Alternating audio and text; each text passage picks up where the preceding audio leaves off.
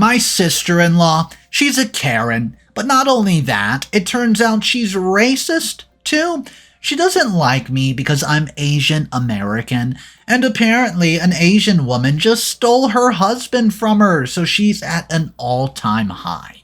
But guys, when I tell you that she's about to ruin one of my special days, oh boy, do I have a treat of drama for you, because this story is absolutely insane.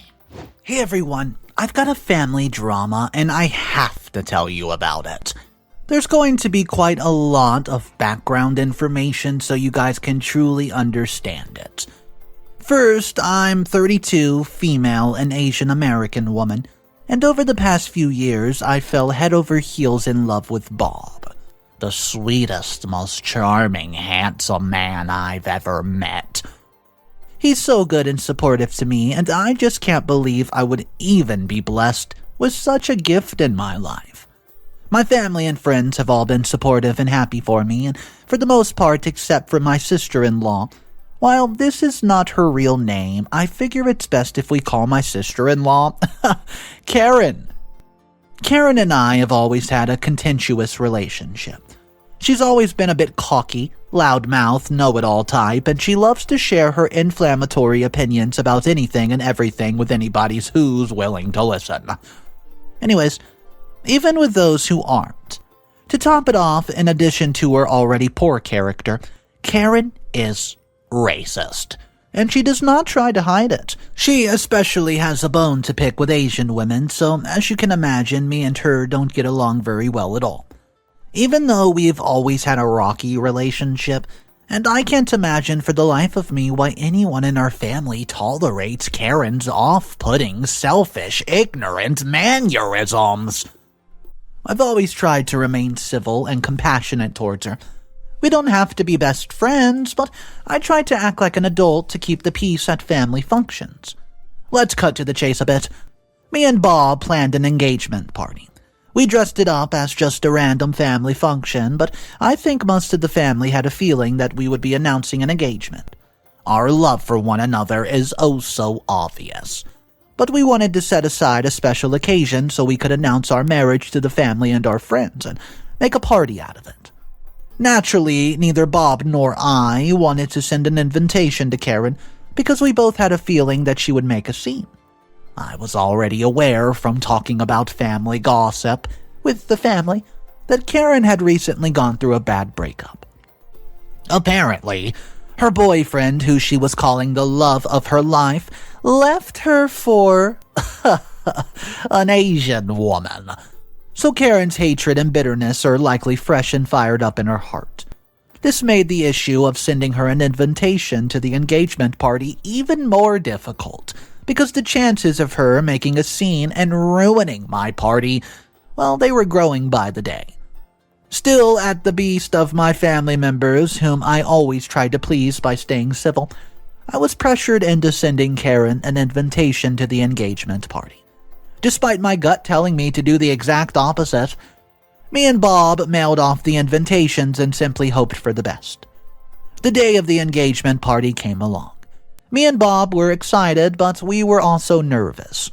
There were plenty of things that could go wrong, and most of all, we were stressed about what Karen was going to do when she showed up. The rest of the family and our friends had already shown up at the banquet hall. Everyone was eating, drinking, and laughing, and I could tell everyone was waiting for the big announcement. Suddenly, Karen walked into the hall, and everyone at the dining table stopped and glanced at her. But we all tried not to notice her. She had a sour and angry look on her face, and the way that she was walking through the dining hall made me think that she must be drunk. First, it was rude enough to show up so late to my engagement party, and that was the first sign of disrespect.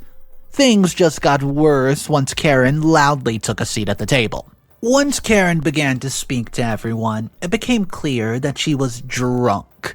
Karen had always had a drinking problem, and it exacerbated her already foul temper. I exchanged glances with Bob, and we whispered to each other that we would just ignore Karen and remain civil.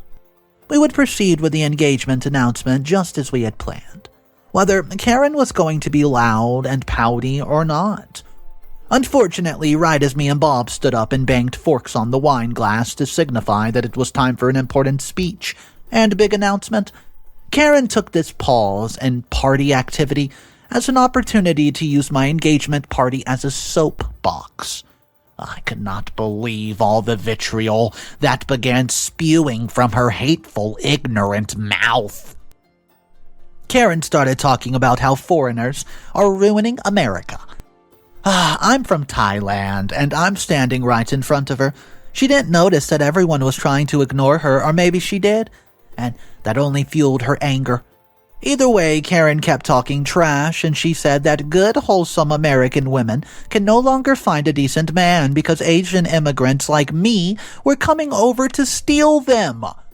Since it quickly became clear that the rest of the family was only going to sit still like cowards and allow Karen to continue voicing her hatred, me and Bob decided to stand up for ourselves.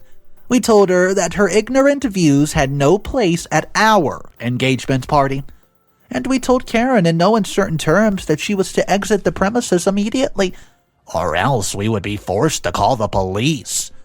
It's sad that these are the circumstances in which I had to share my engagement plans with my family, but I knew I would not get another chance to do it now that Karen had started her hateful drama. What was supposed to be a special moment of joy and congratulations for me turned into the Karen show, and I was sick of it. Karen stood up and used several racist words towards me, and even towards my husband, and even though my husband is white. And then she threw a wine glass across the room. It shattered against the wall, and luckily me and Bob stood back and had the sense to record Karen's entire outburst on our cell phone footage. Karen was so drunk that she did not notice what we were even doing, and the rest of the family did not have the guts to try to stop her when she was already flying off the handle. Karen began smashing decorations. She threw food on the floor and on the walls, and it was a childish tantrum, and it was one of the most pathetic things I had ever witnessed. What Karen did not realize amidst her drunken racist tantrum, in addition to her being filmed, was that I had already quickly called emergency services. The police arrived quickly and saw drunken Karen smashing plates and screaming racist statements for the entire banquet hall to hear. Karen resisted arrest and tried to wrestle the police officers. The police officers had to use a taser gun to take down Karen. The police officers handcuffed Karen while they had a chance and transported her to jail to await her arraignment. Even though my family told me that I and Karen should still, quote, try to work things out, I wanted no part of that nonsense, and me and Bob, we decided to press charges against Karen. We decided that pressing charges would be the only way that Karen learned anything, especially considering she was always being bailed out of things and spoiled by the rest of her family. Before Karen could get a chance to twist this event in her favor, despite the video evidence she's manipulative as hell and would surely try to twist things, I reached out to Karen's manager at McDonald's and made sure everyone at her place of employment saw the video footage of Karen's pathetic and childish racist tantrum. As you would imagine, Karen's manager was not happy to see this, especially since he was also Asian. Karen lost her job, and word quickly spread throughout our small community that Karen was a racist. Most people already knew, but now nobody could claim deniability. It was all caught on camera for the entire city to see, and I didn't care who saw it. Karen brought this upon herself. The reason I came back today is to share all of this with you guys is because I'm feeling conflicted about all this drama I've gone through. Soon, Karen will be getting out of jail, and while the judge sentenced her to sit in the county jail for a month, and in a few days she'll be getting back out into the world. While I'm certainly nervous that Karen might try to retaliate against me, I can't help but feel like I might have been too harsh and ruining Karen's reputation. I know she brought all this upon herself with her racist attitude towards people and her childish behavior, but I'm wondering what all you guys are reading this would have done. Be sure to let me know if you have any advice or supportive words for me. Thank you. Update number 1. Hey guys, I'm back with another update, and first I'd like to just say thank you for all of you who stuck it out and read my post. So many of you left good advice and kind supportive comments, and it really means a lot to me, especially going through so much stress lately. Let's cut to the chase, because I figured you would all want to know what's happening. Karen was released from the county jail. At first, me and Bob thought that Karen must be ignoring us or maybe even a little bit embarrassed about all this drama. Nobody in the family had heard from her for a few days upon her being released from jail. And certainly me and Bob had not heard anything either. We thought this bit of radio silence was strange, especially considering our past history with Karen. It turns out we should have enjoyed the silence more than we were able to, because Karen is already back to her old shady ways. Today, I was sitting in my home office doing some work when suddenly Bob walked in with some mail. He said I had a strangely marked letter addressed to me. I took a look at it, and while it indeed looked strange, I could immediately tell the cryptic and vaguely threatening contents of the letter were straight from Karen. She was smart to not use her own handwriting and use all the letters from magazine cutouts. But the letter was a message saying that soon she would get her revenge, and I called the police and filed a report, but they said that there was nothing that they could do about the letter since it had been not sent through the normal post. And there was no handwriting or DNA that could be traced. I knew it was Karen, but there was simply no proof or legal recourse for us. Things are starting to get even weirder. In addition to the letter that we received, I've been seeing Karen pop up in all the public places. I'll see her at the table at a restaurant, or I'll see her following me and Bob around the city as we drive places. But it seems like as soon as I notice her, she disappears. I don't know, are starting to feel crazy. The police said there's nothing that they can do to help us until they get evidence. What am I supposed to do? I feel like I'm running out of options. How am I supposed to focus on marrying Bob if I'm dealing with Karen's craziness and nobody can even help me? Update number 2. Hey guys, I am back for another update, and once again, thank you everybody for the kind words of support. It means a lot to me, and I wish I could tell you all that Karen has stopped her insanity and dropped this silliness and, well, her behavior, but sadly she's only getting worse. At first, me and Bob were feeling relieved and relaxed. A week had gone by without any harassing letters of public harassment from Karen, and me and Bob were beginning to mistakenly behave and believe that maybe Karen had given up on her pathetic crusade and moved on to making somebody else miserable for once.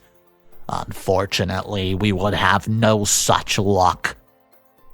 I wanted to let you all know that today me and Bob received yet another strange letter in the mail.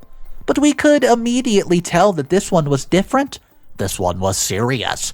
It was a letter marked Law Offices of Horton Heed. Let me tell you a little bit about Mr. Heed, 50 years old and male, for those of you who aren't aware. Mr. Heed is one of the most ruthless and feared lawyers in our small town. He has been a part of almost all the high-profile cases that come through this town, and, well, we call it home.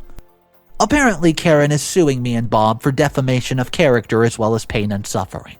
She's expecting us to compensate her for missed wages from her lost job and time spent inside a jail cell.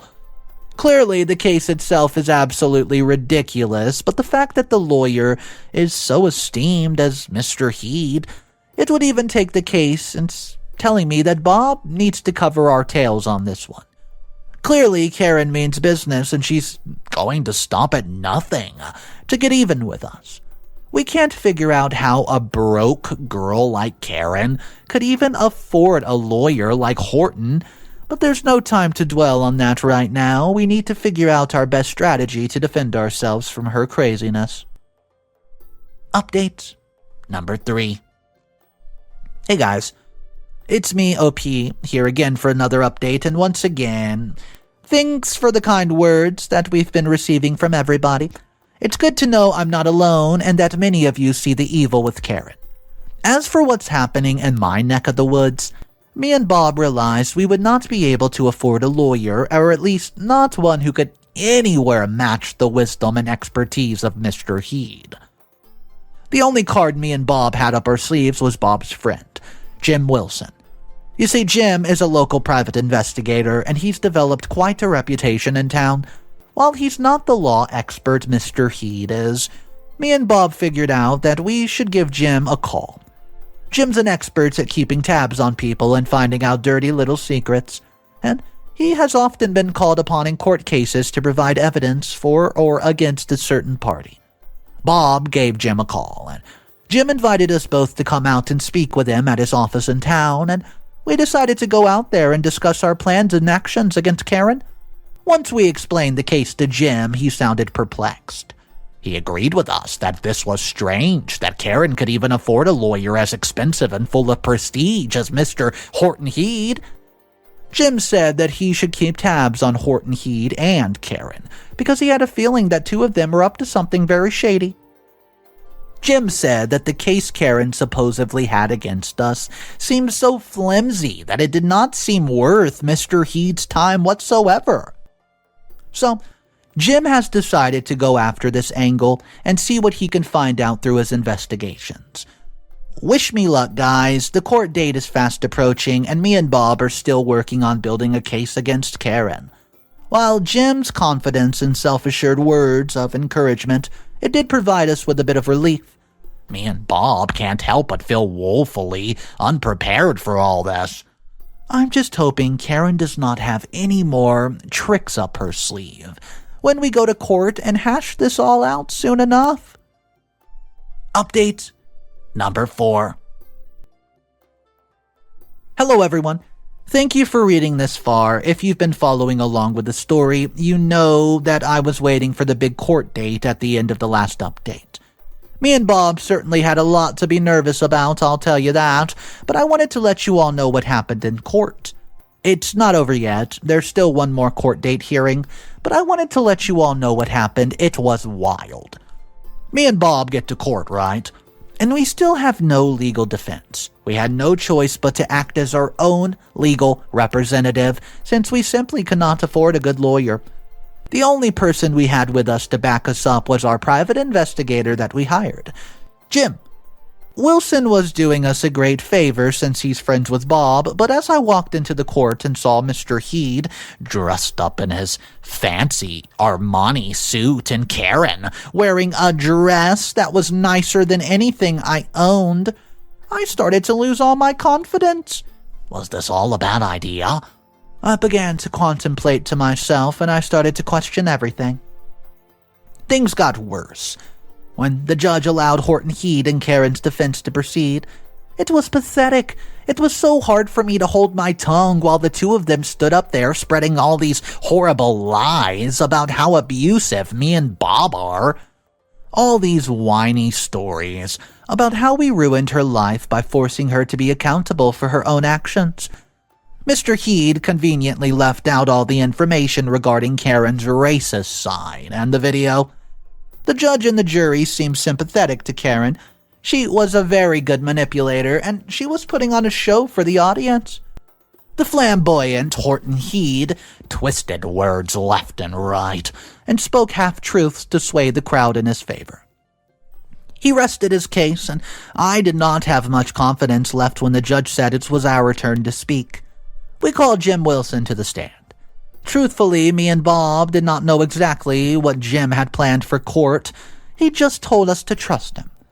What he revealed to the court was perfect for us. He exposed photographic and video evidence of Karen and Horton Heed engaging in a nasty relationship, which was a clear violation of the lawyer code of conduct between lawyers and clients. In addition to that, Wilson played a tape recording while Heed and Karen could be heard discussing their plans to steal all my money. The judge was so shocked by what just transpired in front of all of us that he decided to suspend the session and return tomorrow for a final verdict. I'm happy to say what happened today, but I'm still nervous about what is going to happen. Update number 5. Hey guys, final update here. I kept getting so many questions about what happened that I knew I could not just leave you all hanging. Once again, I'd like to thank you all for the people that provided me with support and gave me a place where I could vent my frustrations. I got some great advice from so many of you, so thank you once again.